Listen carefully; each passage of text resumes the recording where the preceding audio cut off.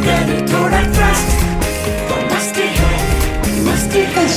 बहुत कुछ हो गया दुनिया के अंदर, मुझे समझ नहीं आ रही यार किस बारे में बात करूं। ये टेस्ट मैचेस के बारे में बात करूं जिसके अंदर न्यूजीलैंड ने फॉलो ऑन के बाद जो है वो 1 रन से मैच जीत लिया इंग्लैंड के खिलाफ, या फिर पीएसएल में जितना कुछ हो गया उसके बारे में बात करूं।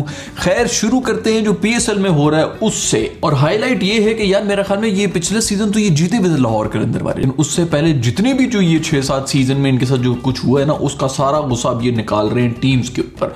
मुझे लग रहा है अगले 5-6 सीजन जो है ना इसी तरह ये रहेंगे, क्योंकि यार कोई हद होती है। एक तो इनकी है तेज गति, ऊपर से इतना तेज एटीट्यूड भी दिखाना शुरू हो गया। यार ये कर क्या रहे हैं ये बाकी टीम्स के साथ। हमें लग रहा था कि ये फास्ट बॉलिंग की वजह से कुछ ना कुछ कर रहे होंगे, लेकिन इन्होंने तो बैटिंग के अंदर भी हद मुकाई हुई है। मतलब मार रहे हैं वो इस्लामाबाद यूनाइटेड को, इन्होंने कोई मेरे ख्याल में 200 रन बनाए एक तो पहले बैटिंग, उसके बाद 90 के ऊपर आउट किया हुआ 110 रन से हरा दिए। मतलब आपने थप्पड़ भी मारने हैं और रोने भी नहीं देना है। ऊपर से इस्लामाबाद की जो बैटिंग है वो भी मासूम किसी बिन पानी के मस्त मछली की तरह झूमती हुई दिखी। आजम खान से बहुत ज्यादा उम्मीदें थी हमें कि आजम खान कोई ना कुछ जरूर कर लेंगे, लेकिन जैसा कि होता है कि जब भी हम किसी प्लेयर से उम्मीदें रखना शुरू हो जाते हैं तो हमारी उम्मीदों के ऊपर पानी फेर देते हैं। ऐसे भी आजम खान का लगता है कि उन्होंने जितना भी पेट्रोल था, जो भी डीजल था, वो पहले ही मैच के अंदर, पिछला जो मैच था जिसके उन्होंने 100 मारा था उसी के अंदर निकाल दिया था। तो अब यार कीमतें देखो कहां से कहां पहुंच गई है। अब हर मैच में तो टैंक फुल नहीं हो सकता ना। दूसरी तरफ आसिफ अली जो है उनके बारे में मैंने मेरे ख्याल में पिछली वीडियो के अंदर भी बात की थी कि उनकी जो इनिंग्स थी वो थी तो बड़ी अच्छी, रन्स तो उन्होंने बड़े बनाए हुए थे, लेकिन उसके पीछे बहुत बड़ा हाथ था गंदी टाइमिंग का। उनकी शुरू में शॉट्स थी वो इतनी गंदी टाइम हो रही थी कि बॉल जो है वो फील्डर तक जा ही नहीं रही थी, कैच वाली बॉल। इस दफा उनकी टाइमिंग बहुत बेहतर हुई थी, इसलिए वो फौरन ही आउट हो गए, फौरन कैच हो गया। लेकिन भाई किसी ने कम बैक किया ना तो वो किया राशिद खान ने। जो पेशावर वाला मैच था उसके अंदर उन्होंने इतनी कोई कुट खाई थी कि उनका जो जेट लैग है ना वो वापस आ गया। तो सारा का सारा जेट लैग जो है वो गुस्से समेत उन्होंने उठा के फेंका है इस्लामाबाद वालों के ऊपर। हिस्ट्री की सबसे ज्यादा उन्होंने कुट खाई थी पिछले मैच में, और इस मैच के अंदर आप जरा इनके ये आंकड़े देखें जिसके ऊपर इन्होंने बॉलिंग कराई। सिकंदर रजा ने भी सही वक्त के ऊपर आके अपनी फॉर्म वापस पकड़ ली है, और लाहौर के बहुत से जो लोग हैं वो ये भी डिमांड कर रहे हैं कि एक अंडरपास बना दिया जाए इनके नाम के ऊपर। ये पोस्ट है जो कि सिकंदर रजा ने खुद भी शेयर कर दी, क्योंकि वो भी कुछ ऐसा ही चाहते हैं। भाई इससे ज्यादा और वो क्या इशारे दे सकते हैं। हमारी भी जो देखो लड़की की खामोशी का मतलब होता है हाँ, उसी तरह अगर रीट्वीट कर दिया गया तो इसका मतलब है कि भाई बना दो इनके नाम के कोई अंडरपास। दूसरे डेविड वीजे जो हैं उनकी भी फॉर्म बड़े ही वक्त के ऊपर वापस आ चुकी है, और मैंने ये भी सुना है कि लाहौर कलंदर्स वाले जो इनको एक प्लॉट भी गिफ्ट कर दिया है। वेरी गुड यार। हमारे यहाँ पे तो वैसे भी सिर्फ प्रॉपर्टी का ही काम होता है, लेकिन चलो जो भी हो, मेरा नहीं ख्याल कि वो यहाँ पर घर बना सकते हैं इस पासपोर्ट के साथ। तो अगर कोई बायर है तो उनको मैं बता दूं कि डेविड वीसे साहब जो हैं वो अपना प्लॉट बेचने के लिए इंटरेस्टेड है। चूंकि खबर मेरी तरफ से गई है इसलिए वो जो प्रॉपर्टी डीलर्स वाला कमीशन होता है ना वो मेरा ही होना चाहिए। खैर बाकी सब छोड़ो यार, जो सबसे बड़ी खुशी है ना वो ये है कि शाहीन आफरीदी का वो जो पहला ओवर होता है ना वो वापस आना शुरू हो गया। सांप की तरह घूमती हुई बॉलें आ रही है यार। ये जो भी इस्लामाबाद के साथ भी मैच था ना इसके अंदर उन्होंने इतनी ज्यादा बॉल घूम रही थी कि बॉल जो है वो वाइड के चौके उनको पड़ते रहे, इसलिए स्कोर तो ज्यादा हो गया था, लेकिन बैटर्स को कुछ पता नहीं था कि बॉल कहां से आई है कहां से गई है। इनसाइड एजेस भी हुई है, ऑफ स्टंप भी जो है वो कोई आधे इंच से बच के निकली, बोल्ड भी नहीं हुए। और उसके बाद एक तो बल्कि उनकी जो आउटसाइड एज हुई थी वो इतनी ऊपर गई थी वो किसी ने भी नहीं पकड़ी, बल्कि वहां पे जो रूफी साहब थे वो खुली आंखों के साथ सोए हुए थे। वो इतना भी रिएक्ट नहीं कर सके कि कम से कम बॉल को जो है वो पकड़ के ही छोड़ देते ताकि ड्रॉप में तो आता, लेकिन वो बाकी ही ड्रॉप था क्योंकि वो सोए हुए थे। वो कैच जाना था अगर कोई और फील्डर खड़े हुए होते। खैर ये सारा का सारा गुस्सा जो लाहौर ने वो इस्लामाबाद के ऊपर ही नहीं निकाला है, उन्होंने निकाला है पेशावर के ऊपर भी। चाय में डूबे बिस्किट की तरह उन्होंने पहले तो इनके बैट तोड़े, उसके बाद इनकी विकेटें भी तोड़ी हैं। मतलब ये जो बेचारा हारिस है वो भी परेशान हो रहा था। यार देखो अगर आप बैटिंग कर रहे हो और बॉल उसको बैट को लगे, आपने अपनी तरफ से बड़ी जबरदस्त टाइम की और वो 2 टुकड़े हो, तो कहीं ना कहीं तो आप सोचते हैं ना कि यार ये बॉल अगर कहीं मेरे सर पे लग गई या थोड़ी पीछे करके टांग पे भी लग गई तो मेरी तो हालत खराब है। यही हुआ। अगली बॉल पे मासूम जो है आउट होकर चला गया। उसने कहा कि यार ये देखो ना ये गेमे शेमे होती रहती है, लेकिन पहले जान है तो फिर जहान है। दूसरा उन्होंने इस किस्म का कोई बयान भी दिया था एहसानुल्लाह के बारे में कि उन्होंने बड़ी अच्छी बॉलिंग कराई थी। उन्होंने कहा था कि इसलिए क्योंकि उसने मुझे बॉलिंग नहीं कराई थी, इसके फिगर्स अच्छे हैं। तो अब उन्होंने ऐलान कर दिया कि भाई मेरा जो सॉफ्टवेयर है वो अपडेट हो चुका है। मुझे पूरे यकीन है कि उससे पहले ही मजाक किया था, लेकिन जो भी वो सॉफ्टवेयर बड़े अपडेट हो रहे हैं। जो सॉफ्टवेयर अपडेट किया है ना मेरे दोस्त बाबर का शाहीन ने, खूबसूरत बॉलिंग कराई है यार। एक तो ना मतलब बीच में से काट के जिसको कहते हैं ना बैट्समैन को उन्होंने बोल्ड किया। ये पेंडिक्स के ऊपर रगड़ती हुई बॉल गई है और सीधी विकेटों में लगी। पेंडिक्स क्या जो गुर्दे में पत्थरी होती है वो भी नीचे गिर गई थी, बिल्कुल ही मामूली सा टच हुई है बॉल और सीधी विकेटों के अंदर। बिल्कुल बैट्समैन मतलब बाबर की आंखें बंद हो चुकी थी, उसको समझ आ गई थी कि मैं पूरी तरह से बीट हो चुका हूं। खैर बॉटम लाइन ये है कि लाहौर पूरी तरह से फॉर्म के अंदर, और सबसे बड़ी फॉर्म के अंदर जो आए वो है फखर जमान। कैचेस भी पकड़ रहा है और जो उसने इनिंग्स खेली थी ना 96 रन की इस मैच के अंदर,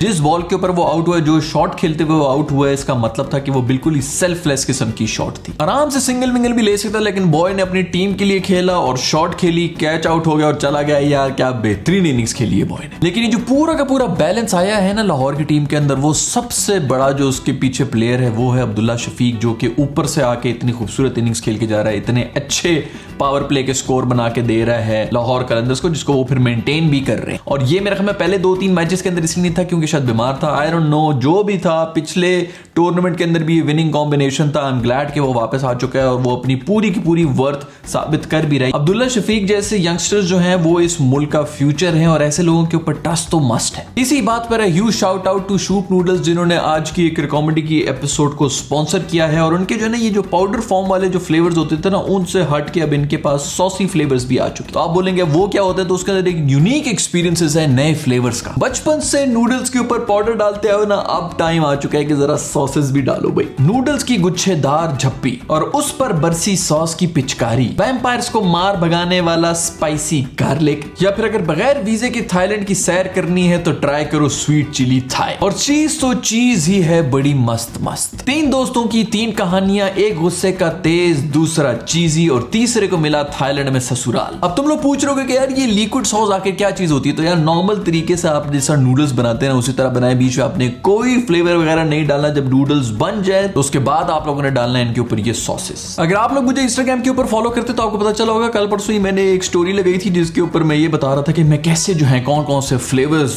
चूज कर रहा था। तो मैंने जो भी इनकी जो सॉसेस की जो रेंज है वो लेके आ गया था, और मैंने जो इस दफा बनाया है और ट्राई किया है वो है इनका चीज। अभी तक जितनी भी फ्लेवर्स हैं उसके ऊपर ये टॉप के ऊपर जा रहा है, क्योंकि मैंने अभी तक ट्राई सिर्फ चीज का फ्लेवर किया। अगर आप लोगों ने कोई और फ्लेवर ट्राई किया हुआ है तो मुझे नीचे कमेंट्स में जरूर बताएं, और अगर नहीं किया तो जाओ जाके लेकर और मुझे बताओ कि कौन सा सबसे बेस्ट है। Coming back to the video, Karachi और मुल्तान का भी मैच हुए और कराची वाले भी गुस्से में आ चुके हैं। मतलब जो सबसे ज्यादा स्ट्रॉन्ग टीम थी, उन्होंने सिर्फ कराची वालों ने सिर्फ स्ट्रॉन्ग टीम्स को ही हराना होता है। मुल्तान टॉप पे जा रही थी और लाहौर टॉप पे जा रही थी, तो उन्हीं दो को इन्होंने हराया अभी और वापस गेम में आ भी चुके हैं। दूसरी तरफ इमाद जो है उसने अपनी पूनी भी कटवा दी है, और मेरे ख्याल में मोहम्मद आमिर भी जो चूंकि अब टीम में नहीं है, तो वो जो एक काली नजर लगी हुई थी इस टीम को, वो भी मेरे ख्याल में उसका भी काट होना शुरू हो चुका है। यहीं पर मैं बात करना चाहूंगा मुल्तान के बारे में भी, जो कि अब निहायत ही कमजोर लगना शुरू हो गया अचानक ही। इतनी बैलेंस्ड और इतनी बेहतरीन किस्म की टीम थी, उन्होंने भी पीक के ऊपर आके जो है ना वो डाउनफॉल पकड़ा है। बॉलिंग बिल्कुल ही नजर ही नहीं आ रही, सिर्फ एक एहसान है, वो भी जो है वो यंगस्टर ही है, उसने आके कुछ ना कुछ मेरे ख्याल में परफॉर्मेंस देनी शुरू कर दी। अदरवाइज तो बहुत ही वीक टीम लगी। इट्स वेरी अनफॉर्चुनेट, क्योंकि धानी भी जो है वो भी इंजर हो गया था इनका,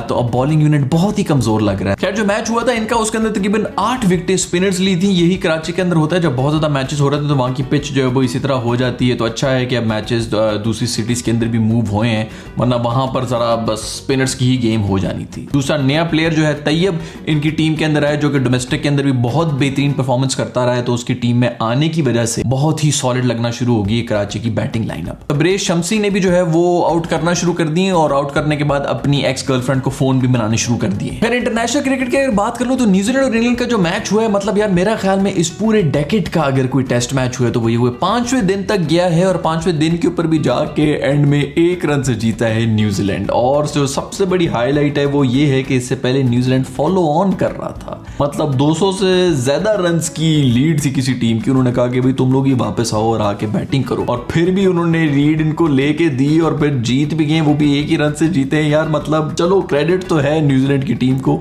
लेकिन क्रेडिट इंग्लैंड की टीम को भी देना चाहिए। ये जिस किस्म के भी टेस्ट मैच इस वक्त खेल रहे हैं ना, उसकी वजह से टेस्ट मैच बहुत ज्यादा एक्साइटेड हो। हर मैच के अंदर कोई ना कोई रिजल्ट ये जरूर लेके आते हैं, चाहे ये जीते या हारे, लेकिन इनका एम यही होता है कि भाई रिजल्ट लेके आना है। और बेन स्टोक्स ने मेरा ख्याल में बयान भी यही दिया है कि जो भी लोग आए उनके कम से कम पैसा वसूल तो हो चुका है। बिल्कुल पैसे वसूल हुए हैं, बहुत ही खूबसूरत किस्म के टेस्ट मैच हो रहे हैं। मुझे तो समझ नहीं आ रही कि यार ये लोग इतना अच्छा टेस्ट खेल तो रहे हैं पिछले 1-1.5 साल से, तो ये कहीं पॉइंट्स टेबल के ऊपर करीब भी नहीं आ रहे बेचारे फाइनल खेलने के लिए। मेरा ख्याल में ऑस्ट्रेलिया और इंडिया के ही चांसेस हैं कि वो फाइनल खेलेंगे, और वो होगा भी इंग्लैंड में ही। मैं उम्मीद करता हूं कि इस दफा का जो वर्ल्ड टेस्ट चैंपियनशिप होगी उसका सिर्फ 1 मैच नहीं होगा, कम से कम 3 मैचेस की सीरीज तो करेंगे ये। दूसरी तरफ ऑस्ट्रेलिया और इंडिया के भी टेस्ट मैच शुरू होने वाला है। पिछले वाला जो था वो भी ऑस्ट्रेलिया हार गया था। मुझे नहीं लगता कि ये वाला टेस्ट मैच भी ऑस्ट्रेलिया जीतेगा, लेकिन फिर भी देखते हैं कि क्या होता है। ये तो पूरी की पूरी सीरीज जो है ना वो जडेजा और अश्विन के ही नाम है, उन्होंने इनको पकड़ पकड़ के लताड़ के मार के जो है वो बाहर फेंक देना है। और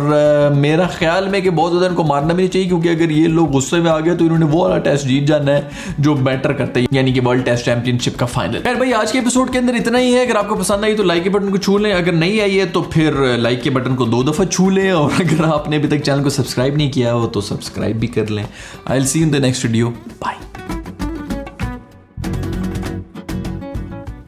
पाकिस्तान में पहली बार इंस्टेंट नूडल्स अब सॉसेस के साथ, ट्राई करो शुभ सॉसी। अगर थोड़ा ट्रस्ट तो मस्ती है, मस्ती है।